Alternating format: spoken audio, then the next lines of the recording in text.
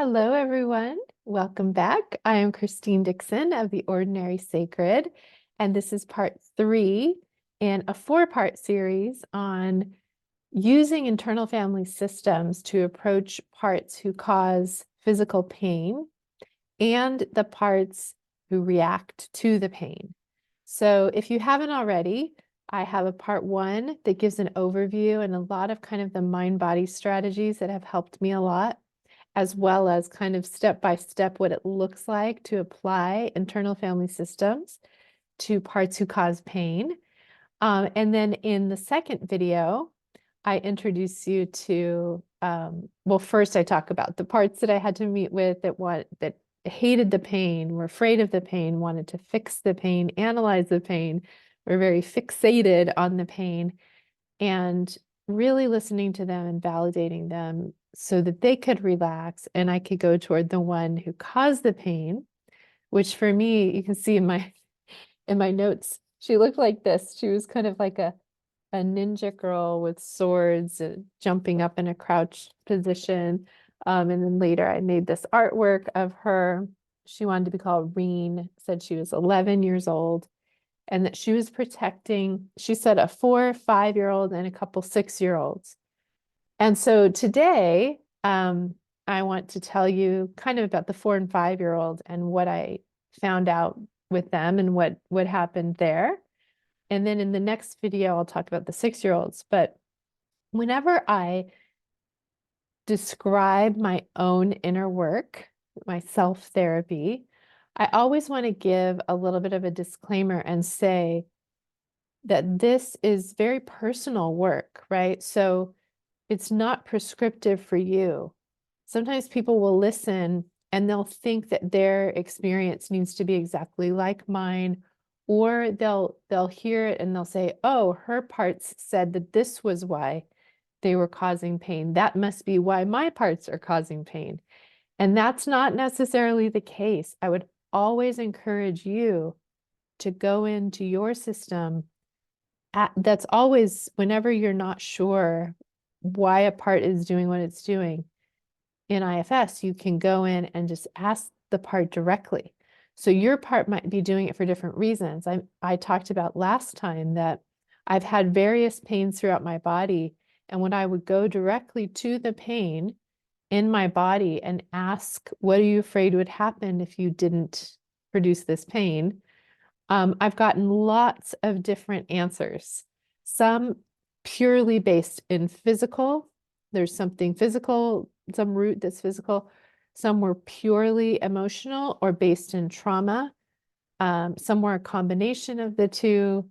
And this recent pain has been really complex because if you listen to the last video, Reen gave me at least 5 different reasons why the pain was happening.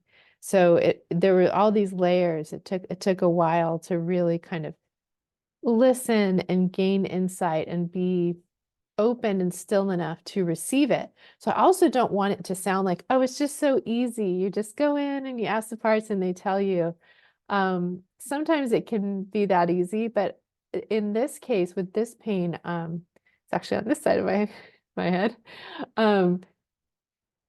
It was difficult. Like I said, it was 3 weeks of constant pain and a lot of panic around the pain, a lot of despair even before I had enough space inside to really listen to it. So sometimes you can be supported by having a friend, a peer, an IFS therapist or coach or someone to help you with it.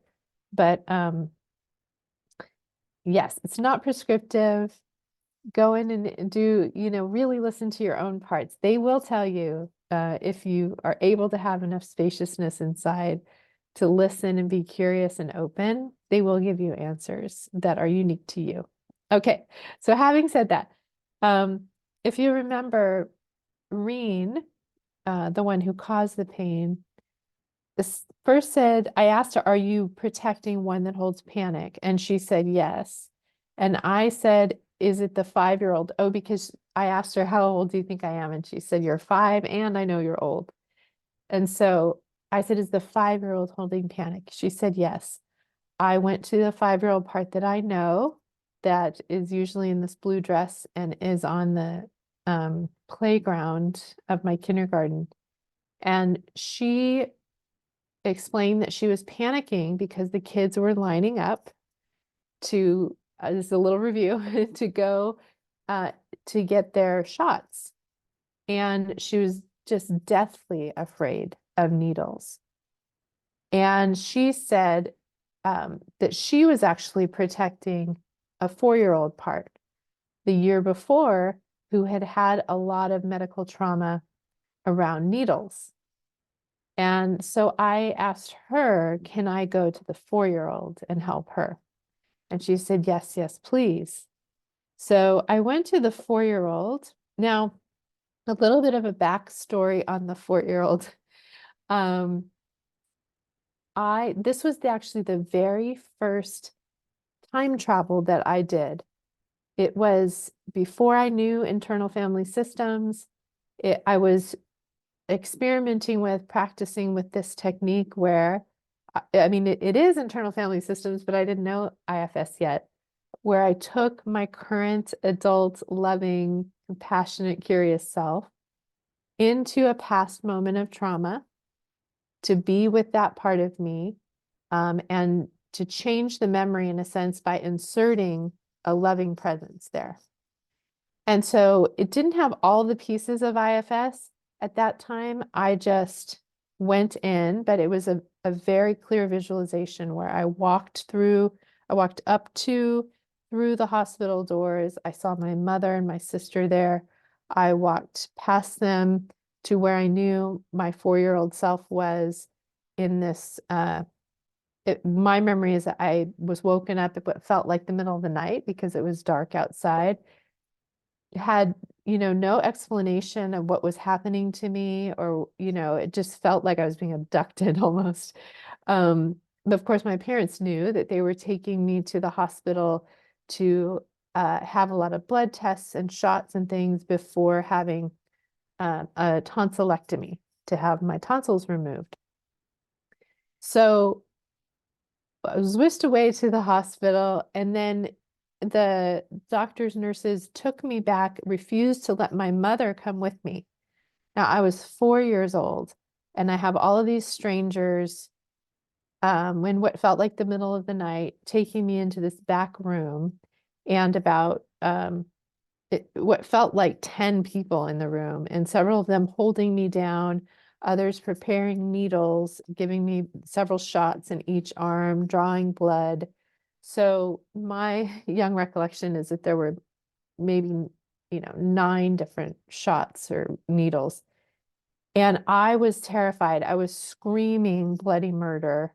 My mom says she could hear me from the from the waiting room, and that she was very distressed as well.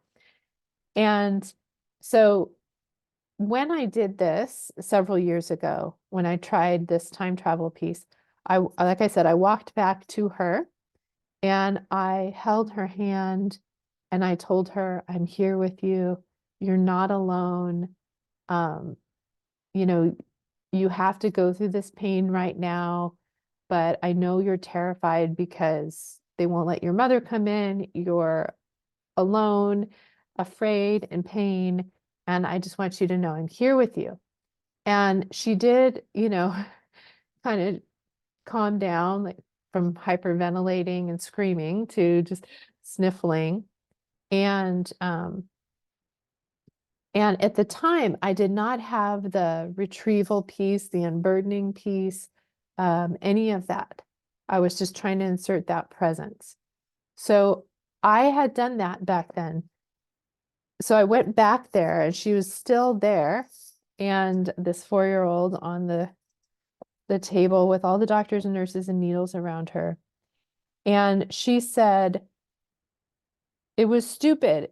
It was unnecessary. They're villains. Don't put me in their hands. I'm helpless. I'm out of control. And it was the first time in that moment that I realized that she didn't just need me to be there with her. She needed to not be in that situation at all. And what's fascinating is since then, I've done research on tonsillectomies and the fact that it was kind of all the raid in the medical world, that many children in the 70s and 80s had tonsillectomies. They had their tonsils removed because it was believed that when you had a bunch of different infections that the tonsils would get inflamed. So we removed the tonsils. And I do think that, people in medical professions mean well for the most part. But a lot of times in hindsight, we realize that it wasn't maybe the best thing, right? And so now tonsillectomies are actually quite rare. There was a time when my mom was a young mom when the solution to menopause was just take out the uterus. And so many women had hysterectomies. And it's, the statistic is something like, I think 8 or 9 out of 10 of children who had tonsillectomies absolutely did not need to have them. And women who had hysterectomies absolutely did not need to have that happen. It reminds me of, going back in time to when they would do bloodletting, right? When they believed that cutting someone and letting the blood flow out of them, or, have leeches put on them, they really believed that this was helping them and they had their reasoning. But as medicine advanced, they looked back and realized, oh, this was actually a little bit harmful. It even reminds me of COVID, when people were having breathing issues, and so they were putting them on ventilators, not realizing that the ventilators were actually killing them, that this was not helpful. They were trying to be helpful, but realizing, it's all an experiment and it was actually not. So this young part of me was telling me that part of the issue back there was that, understandably, my parents were just believing the authorities. They were believing the doctors that said, your 4-year-old child needs to go under anesthesia and under the knife and, have her tonsils cut out of her body. And they weren't aware, probably maybe the doctors weren't trauma informed either, about how traumatizing that could be for anyone, let alone a young child. A lot of medical procedures are quite invasive, even very regular procedures like vaccinations, putting, needles into our bodies, or with the dentist, right? Putting their whole hand in your mouth, keeping your mouth open to, a certain degree. Everything from, catheters to, in my opinion, a common thing that might be, like I said, it was all the rage to do tonsillectomies and hysterectomies. Nowadays, I think a really common thing is to do colonoscopies, which is a very invasive procedure that, while they mean well and they're trying to prevent negative things, it can also cause a lot of trauma, particularly to the body, right? Like the person cognitively might not be afraid of it or understand the purpose of it, but the body experiences trauma. So my 4-year-old self, I think physically, mentally, emotionally experienced trauma from that whole situation. So when I went back there this time, she was trying to tell me, I didn't just need you to be there with me. I needed to be taken out of there. I needed the authorities to be questioned and to say, no, you will not put all these needles in my child. No, you will not put her under the knife, put her under anesthesia and cut something out of her body. And that's not saying anything bad necessarily about my parents, but it's kind of like now with the knowledge and the wisdom and understanding that I have as an adult, I know that that was very unnecessary for my young self to go through. So this time, the redoing, the reparenting was to tell the doctors and nurses, no, we're not going to do this at all. I'm taking her out of here. She's not having any of this done to her. And she was very happy, very relieved, as you might imagine. And I asked her where she wanted to go, and she said she wanted to go to this McDonald's that was in a train, that was like an hour from our house at the time. And so I said, okay. It's always funny the answers that the young parts give. And this particular kind of train that had a McDonald's in it also had these little stores, and she wanted to buy this big, huge lollipop. Um, and um, so we did that, and she was just very happy and content. Um, and I told her, there's no need. You don't need to get the tonsillectomy. You don't need to go under anesthesia. You don't need to be in the hospital. You don't need to um, be cut. You don't need to have all of these shots and blood drawn and everything. None of it. And I said, we can just when you get an infection, in your throat or whatever, we can just let your body heal. We can give you rest and fluids, and I'll be here for you, and I'll tend to you and care for you, and help you and help your body. And she just felt really relieved by that. And so I asked her, where do you hold your burdens? And she said, she indicated that she had to be subject to these invasive medical procedures like the needles, and that she felt that made her feel very helpless and frightened and have panic. And that it was about the pain, but it was also about the breach of boundary that like she basically, she didn't tell me this, she was showing me this. She was showing me like the needles going through her skin and the knife going in her throat and like being put under, and that she was so helpless that as a child she didn't have any agency whatsoever to say no for herself, and that was the burden. And I asked her, where do you hold this burden in or around your body? And she said it was in her throat and then all the way down her digestive tract. And she indicated, all of her small and large intestine. So I asked her how she wanted to release the burden. And this is going to sound crazy, but she wanted to take it. It's like she took all of her intestine out of her mouth, like pulled all this out. And then there was a river nearby, and she washed it all in the river and then put it all back in.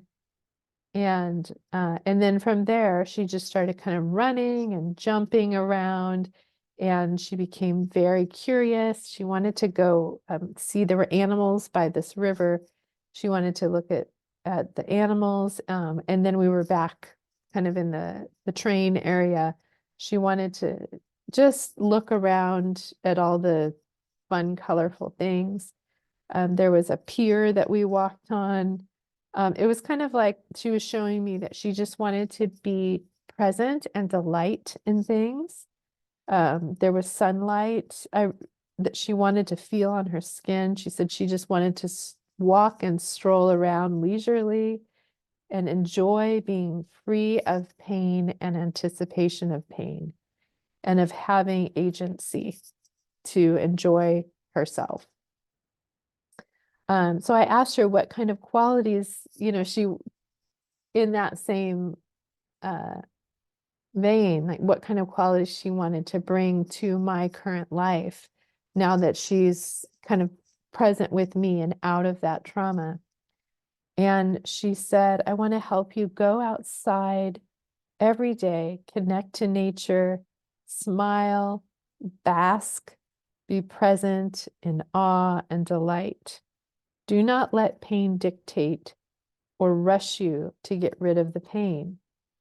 And the big word that I just imagined coming out of her mouth was the word bask. And it's so fascinating because since she's been retrieved, every day I go out, I'll stand in the retention pond and just look out at the meadow and the trees and feel the breeze and the sun, or I'll actually go on the swing in the park that's right in front of our house. And the word that comes to me is just bask. I'm just basking and being delighted in the moment, right? In the present.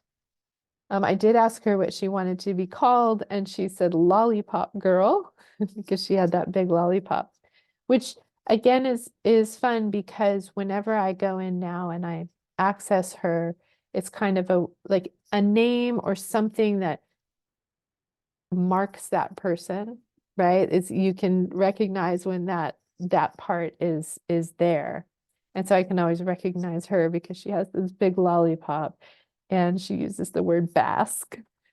So so that's a little bit about that. And last thing I'll say about it is I mentioned last week that there was this test, and so something that she's really wanting me to understand, I think Reen also, is to not just accept, particularly in this case, medical authorities, that they know everything, that they're godlike, right? But that to trust my body, to trust, it's not that I can't get information from them or I can't, take their expertise seriously, but that ultimately the higher authority is listening to my own body, listening to my own experience, and having agency to know that I can always say no. That if I go to a doctor or a dentist and they say you have to have this invasive test or this invasive procedure, it's not a must, right? My system always felt like you just have to do it. They know better. But to kind of question that a little bit, maybe they know something, maybe they don't, that I am my own final authority. So if I choose to do something, I've chosen that for my body, and I want to check with my whole system and make sure that it's on board and have the agency to say yes or no. Which, just one more thing, it reminds me of when I was having all kinds of stomach issues and I went to a GI doctor. And it was funny because they had these pamphlets in the waiting room that were all about colonoscopies and endoscopies, going up that end or down this end. And at the time, I was having so much pain down there and so sensitive, I could not even fathom having an invasive procedure like that. And so I asked the doctor, because I went in and he said, you need a colonoscopy, you need an endoscopy. And I said, is there any alternative? And he told me an alternative. He said, oh, there's this thing where you drink a certain solution and they take an x-ray that's less invasive. I never would have known that there was another option, right? If I hadn't asked, because it just seemed like this is what you must do. And then at the time, I also had a naturopath, and I went to the naturopath, and he said, well, if they did the colonoscopy or even this other procedure, what do they think they might find? And what if you treated yourself as if you already had that? So I asked the GI, what do you think you might find? And he said, it sounds like maybe you have ulcers. And what's interesting is I had, just in observing my own body and doing some somatic tracking, had already realized I had ulcers because I could just kind of all through my small intestine and large intestine, but I could feel the pain where it went. And so I decided to just treat myself as if that's what I had. And drink bone broth to help with the collagen and the lining of the intestines. And I drank aloe vera and rested and just really watched stress and all of those things. And within a couple weeks, it was completely healed. So again, I took the information from what people said. I made a had self-agency in making a choice for myself, and then listened to my body. And but it was really interesting because this part of me was still stuck back there. She had not been retrieved when I went back before. And so now she is, and oh, she's just such a delight. I mean, every morning I go out and, you know, bask in the morning, just watch the sun come up over the hill and listen to the birds chirping. And it's the best thing in the world. Like the simplest things are so delightful to realize, when we're pain-free or when we have moments of just delighting in goodness and simplicity in nature. That's the quality that she's given me now that she's free of her burdens. So thank you so much for listening to this. If you have any comments, any questions, please leave them below, and I'll make another video as well about some of the 6-year-olds, particularly one that held a lot of guilt and shame and believed that she deserved corporal punishment, physical punishment. So I'll post that later this week.